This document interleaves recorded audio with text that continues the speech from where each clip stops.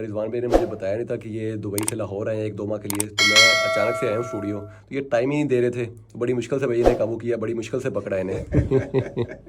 क्यों रिजवान मैं भाई? बैठा हुआ था, काम कर रहा था, अचानक से दरवाजा खोलता है और केबी अंदर। लेकिन अभी इस वक्त जो मेरा सॉन्ग सुनने का दिल कर रहा है वो बहुत हार्ट टचिंग और कमाल का सॉन्ग है। तो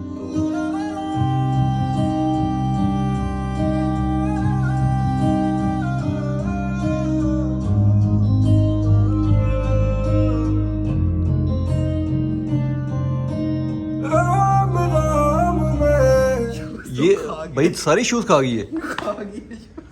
ओए होए होए क्या करती हो यार, रिजवान भाई सारे शूज खा गई यार आपकी। ये क्या नाम है इसका? ओह शिट, क्या नाम क्या है इसका? फैंसी क्या फैंसी फीमेल। भाई? ये हमारी भाई यहाँ पे फीमेल फैंसी जो थी उसने हमारे सारे शूज खा लिए हैं। चेक करें जरा, उसने किसी काबिल नहीं छोड़े कि हम पहन के यहाँ पे जा सके।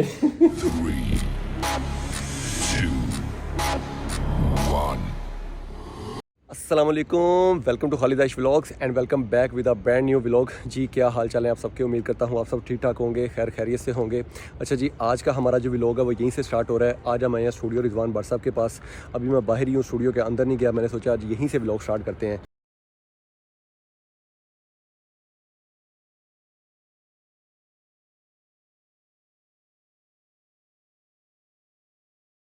तो आप सबका एक ब्रांड न्यू वीडियो में वेलकम तो हो गया है। तो जिन्होंने हमारे चैनल को सब्सक्राइब नहीं किया तो वो हमारे चैनल को सब्सक्राइब कर दें, वीडियो को लाइक और शेयर कर दें और बेल आइकन को दबाना मत भूलें। बेल आइकन को लाजमी दबाएं ताकि हर आने वाली वीडियो की जो नोटिफिकेशन है वो आप लोगों को मिल सके। एक्चुअली मैं आप सबको बताता चलूँ, आपके भाई को सिंगिंग का भी शौक़ है और सिंगिंग का मुझे बचपन से ही शौक़ था बहुत ज़्यादा। समझ रहे हो समझ रहे हो समझ रहे हो ना।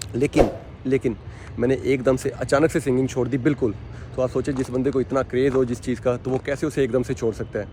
तो और जो बंदा जिस चीज़ का एडिक्टेड हो और जिस चीज़ का उसे क्रेज़ हो, तो अगर वो उसे छोड़ना भी चाहे तो वो उसे एकदम से कभी भी नहीं छोड़ सकता, क्योंकि ये टाइम टेकिंग चीज़ें होती हैं, कुछ टाइम लेती हैं और कुछ टाइम के बाद बंदा इन चीज़ों से दूर होता है, इन चीज़ों से पीछे होता है, इन चीज़ों को छोड़ता है। लेकिन मैंने एकदम से अचानक से सिंगिंग छोड़ दी बिल्कुल। तो मेरे साथ जो स्ट्रैटेजी और उस वक्त जो सिनेरियो था, जो सिचुएशन थी, वो मैं आपसे शेयर करता हूँ। अरे कहना क्या चाहते हो? एक्चुअली हुआ कुछ यूँ, मैं बहुत पतला सा था, स्मार्ट सा। तो जैसे आपको पता है कुछ लड़के होते हैं हेल्दी, कुछ स्मार्ट से होते हैं, तो मैं बहुत पतला सा था, स्मार्ट सा। तो मुझे एक दोस्त ने सजेस्ट किया कि भाई तुम होम्योपैथी की मेडिसिन ले लो, इसका कोई साइड इफेक्ट नहीं है, तो विद इन डेज तुम हेल्दी हो जाओगे, तुम्हारी जो फिजीक है वो सेट हो जाएगी। तो मैंने उसे उसी वक्त कह दिया कि ठीक है भाई, ले लेते हैं मेडिसिन, कहाँ से लेनी है बताओ। तो उसने मुझे कहा कि एक बार्टन हुमा ब्लॉक में होम्योपैथी का एक डॉक्टर है, तो वहाँ से जाकर उसे चेक करवा लो और मेडिसिन वगैरह ले लो। तो मैंने कहा यार तुम मेरे साथ चलो, हम दोनों इकट्ठे चलते हैं, चेक भी करवा लेते हैं, साथ मेडिसिन भी ले लेते हैं। तो उसने कहा ठीक है। तो वो मेरे साथ गया, मैंने डॉक्टर को चेक करवाया, उसने मेरा वेट वगैरह भी चेक किया और मेडिसिन वगैरह मुझे लिख के दी। तो क्लिनिक के साथ ही एक छोटा सा मेडिकल स्टोर था होम्योपैथी का, तो मैंने वहाँ से मेडिसिन वगैरह ली वो सारी, और वो मेडिसिन अराउंड 2,500 से 3,000 की आई थी उस वक्त, और ये बात है 2009 की। तो मैंने वो मेडिसिन वगैरह ली और उस मेडिसिन में कुछ टैबलेट्स थी और कुछ ड्रॉप्स थे जो कि पानी में मिक्स करके लेने थे। तो डॉक्टर ने मुझे जो इंस्ट्रक्शंस वगैरह लिख के दी थी, जो मेडिसिन की डोज वगैरह लिख के दी, उसी के अकॉर्डिंग मैंने वो मेडिसिन लेना शुरू कर दी। 3 दिन मैं वो मेडिसिन लेता रहा और चौथे दिन जब वो मैंने मेडिसिन ली तो मेरी तबीयत बहुत ज़्यादा ख़राब हो गई, बहुत ज़्यादा मेरी कंडीशन ख़राब हो गई। तो मेरे थ्रोट में बहुत ज़्यादा पेन शुरू हो गया और मुझे ऐसे फील हो जैसे मेरा गला किसी ने दबाया हुआ है, इतनी ज़्यादा मुझे थ्रोट में पेन शुरू हो गई। तो मेरे घर वाले उसी वक्त मुझे हॉस्पिटल ले गए, तो जाके डॉक्टर को चेक करवाया और टेस्ट वगैरह करवाया। डॉक्टर ने मुझसे पूछा आपने कौन सी मेडिसिन ली है जिसकी वजह से आपका इतना थ्रोट का इन्फेक्शन हुआ है। तो हमने वो रिसीट घर से मंगवाई जिसके ऊपर मेडिसिन और इंस्ट्रक्शंस लिखी हुई थी। तो वो रिसीट मंगवा के तो डॉक्टर को दी और डॉक्टर ने चेक किया और हमें बताया कि इस मेडिसिन में एसिडिक ड्रॉप्स भी हैं जो कि मैक्सिमम 5 ड्रॉप लेते हैं एक टाइम में, और अगर 3 टाइम लें सुबह दोपहर शाम तो 15 ड्रॉप्स बनते हैं मैक्सिमम। तो उसमें 30 ड्रॉप्स लिखे हुए थे एक टाइम के, और 3 टाइम के 90 ड्रॉप्स थे, तो मैं 90 ड्रॉप पर डे लेता रहा हूँ। कैन यू इमेजिन कि मैं 15 ड्रॉप लेने थे मैक्सिमम एक दिन के, तो मैं 90 ड्रॉप लेता रहा हूँ पर डे, जो कि ऑलमोस्ट एक हफ्ते की डोज बनती है। तो सिर्फ ये गलत मेडिसिन की डोज़ की वजह से मेरा जो गला है वो मुकम्मल तौर पे डैमेज हो गया और थ्रोट का इन्फेक्शन हो गया काफ़ी ज़्यादा।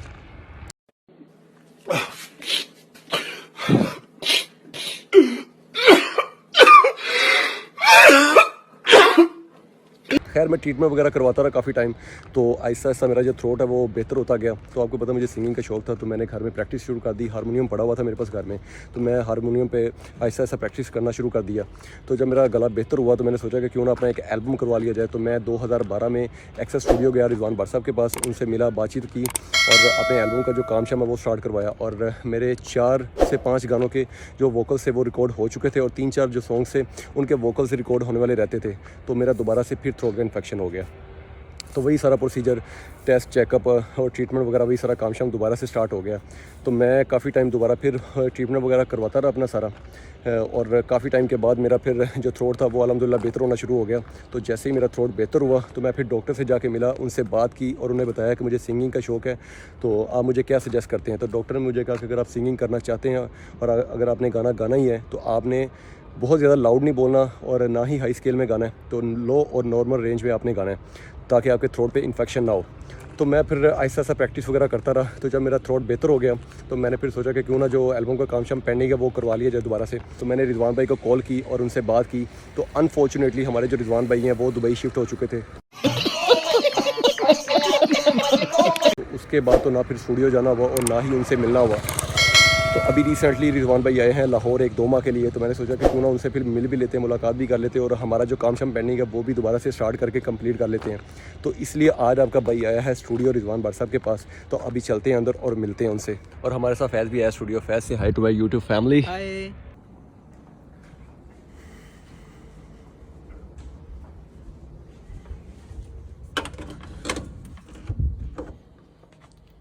अस्सलाम वालेकुम रिजवान भाई, क्या हाल चाल है आपके? How are you? अल्हम्दुलिल्लाह आई एम गुड। और क्या हाल चाल है आपके? ठीक हैं सब? खैरियत है? जबरदस्त यार, अमेजिंग। और दुबई का कैसा एक्सपीरियंस रहा आपका, एनवायरनमेंट और काम शाम? दुबई का यार काम जबरदस्त, बहुत अला। और भाई माशाल्लाह एज यूजुअल आप फिट लग रहे हैं और मुझे लगता है जिम शिम आपने वहाँ पे भी जारी रखी दुबई में भी। बस जिम शिम जो है वो तो डोले शोले वो साथ साथ है लाइफ के। फिजिक हेल्थ आपकी फिट होनी जो है वो बहुत ज़रूरी है, इवन के वोकल्स के लिए आपके। बिल्कुल एग्जैक्टली ऐसा ही है। और काम शाम के साथ साथ इस तरह की एक्टिविटीज़ भी ज़रूरी हैं और बंदे को इन चीज़ों के लिए भी टाइम निकालना चाहिए क्योंकि हेल्थ और फिजिक के लिए ज़रूरी होती है चीज़ें। ज़बरदस्त। और भैया आपने बताया भी नहीं है, अचानक से प्लान बनाया और दुबई शिफ्ट हो गए हैं? नहीं यार, एक्चुअली शिफ्ट नहीं हुआ दुबई। अच्छा। अगर वहाँ पे काम है तो वहाँ पे कर लिया, पाकिस्तान में कोई प्रोजेक्ट है तो यहाँ पे किया। ऑन एंड ऑफ आना जाना जो है वो लगा रहता है। मतलब आप हमारे पास भी होंगे यहाँ पे? हाँ, हम लोग आपके साथ भी काम कर रहे हैं, प्रोजेक्ट ओपन करने लगे हैं तो भी चलें, काम डन करेंगे। बिल्कुल। अभी मजा आएगा ना भिड़ो। ले जी, ये आ गई है हमारी कॉफ़ी। अच्छा, कॉफ़ी को देख के मुझे एक बात याद आ गई है। जब मेरा थ्रोट का इन्फेक्शन हुआ था तो उस वक्त मैंने दूध और चाय और कोल्ड ड्रिंक वगैरह ये सारी चीज़ें छोड़ दी थी। तो मैं जब स्टूडियो आता था रिजवान भाई के पास तो ये चाय वगैरह मंगवाते थे, मुझे कहते थे कि भी पी लो चाय। तो मैंने कहता था भाई अभी मेरा दिल नहीं कर रहा, मैं फिर पी लूँगा, बाद में पी लूँगा। तो फिर करते करते इतना टाइम गुजर गया कि आज जब मैं आया रिजवान भाई के पास मुझे कहते कि भी आज भी चाय पीनी है कि नहीं। तो मैंने इन्हें कहा नहीं भाई आज तो पियेंगे चाय, मंगवाएं आप। क्यों रिजवान भाई, याद है आपको कि नहीं? मुझे बिल्कुल याद है, केबी को जब भी मैं बोलता था कि भाई चाय पी लो, केबी बोल रहा है कि नहीं चाय नहीं पीनी। मैं बोलता था यार चाय या कॉफी जो है ये थ्रोट के लिए, वोकल्स के लिए बेस्ट है। तो क्या ऐसा मसला है? फिर उसने मुझे बताया, उसने बोला कि भाई मुझे थ्रोट का प्रॉब्लम है। तो आज जब मैंने पूछा मैं बड़ा हैरान हुआ कि यार केबी क्या बात है, आज तो तुम चाय पी रहे हो। अच्छा, आपको मैं एक मज़े की बात बताता हूँ। रिजवान भाई ने मुझे बताया नहीं था कि ये दुबई से लाहौर आए हैं 1-2 माह के लिए। तो मैं अचानक से आया हूँ स्टूडियो, तो ये टाइम ही नहीं दे रहे थे। तो बड़ी मुश्किल से भैया ने काबू किया, बड़ी मुश्किल से पकड़ा इन्हें। क्यों रिजवान भाई? बैठा हुआ था, काम कर रहा था, अचानक से दरवाजा खोलता है और केबी अंदर। बहुत तेज हो रहा है, बहुत तेज हो रहा है। मैं तो घबरा गया, मैंने बोला यार केबी कहाँ से आ गया। अच्छा जी, आपको एक ट्रैक सुनाते हैं रिजवान भाई का। वैसे तो रिजवान भाई के जितने भी सॉन्ग्स हैं एक से एक बढ़ के हैं और सब मेरे फेवरेट्स हैं, लेकिन अभी इस वक्त जो मेरा सॉन्ग सुनने का दिल कर रहा है वो बहुत हार्ट टचिंग और कमाल का सॉन्ग है। तो अभी लगवाते हैं रिजवान भाई से। रिजवान भाई, आपका जो सॉन्ग है रोम रोम, वो तो ज़रा प्ले करें।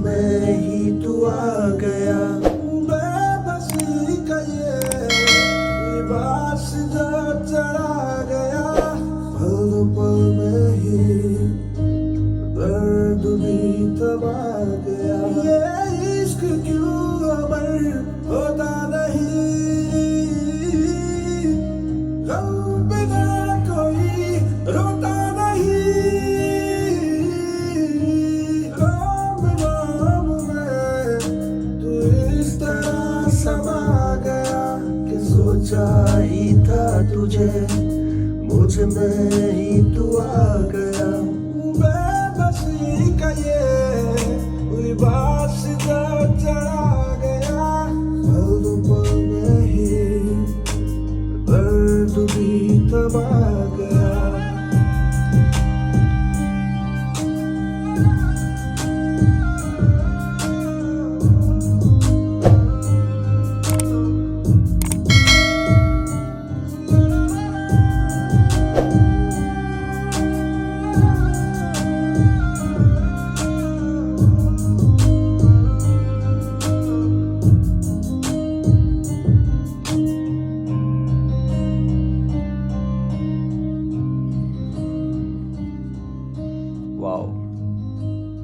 अच्छा जी, अभी हम करने लगे हैं अपने ट्रैक पे काम, जो कि है मंदीपीड़। और इस ट्रैक की स्टोरी कुछ यूँ है।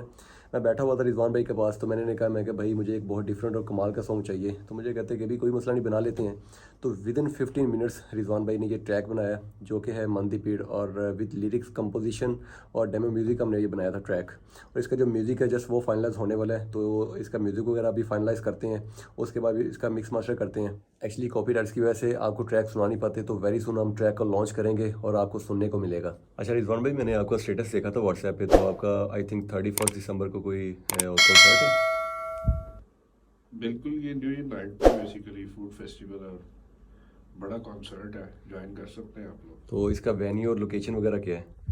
इसका वेन्यू है सेंट्रल पार्क सोसाइटी, और फूड फेस्टिवल है ये। सही। और काफ़ी क्राउड होगा वहाँ पे, और फैमिली के साथ आप आ सकते हैं, एंजॉय करें।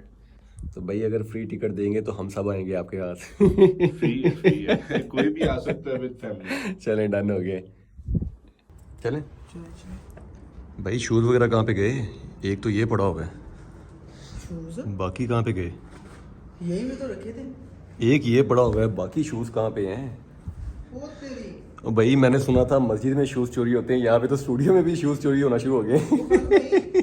हाँ, एक वो पड़ा है, एक ये पड़ा, ये तो तुम्हारा पड़ा है ना शूज़, एक वो पड़ा एक वो पड़ा हुआ है। तो मेरे वाले शूज़ कहाँ पे गया? वो एक आगे पड़ा हुआ। मेरे ख्याल से वो मेरा पड़ा हुआ है। यहाँ पे कौन लेके आया है शूज़ वगैरह? रिजवान भाई, भाई यहाँ पे शूज़ कौन लेके आ गया है? मुझे लग रहा है हमारी जो छोटी सी यहाँ पे डोली सी है ना जो, तो वो हमारे शूज़ वगैरह खा गई है, मुझे लग रहा है। यार मैं ना चप्पल पहन के ना पकड़ के लाता हूँ। जल्दी लेके आता रहा यार। अरे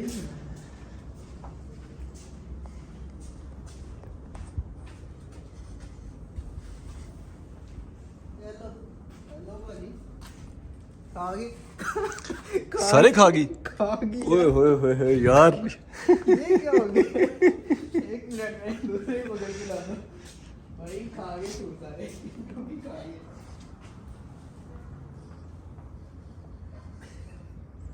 इसका भी वही हाल हुआ बड़ा है। अरे भाई ये भाई सारी शूज़ खा गई है। खा गई। ओए होए होए हाल क्या करती हो? यार रिजवान भाई सारे शूज़ खा गई यार आपकी। ये क्या नाम है इसका? ओह शिट, क्या नाम क्या है इसका? फैंसी क्या फैंसी फीमेल। भाई हमारी भाई यहाँ पे फीमेल फैंसी जो थी उसने हमारे सारे शूज़ खा लिए हैं। चेक करें ज़रा।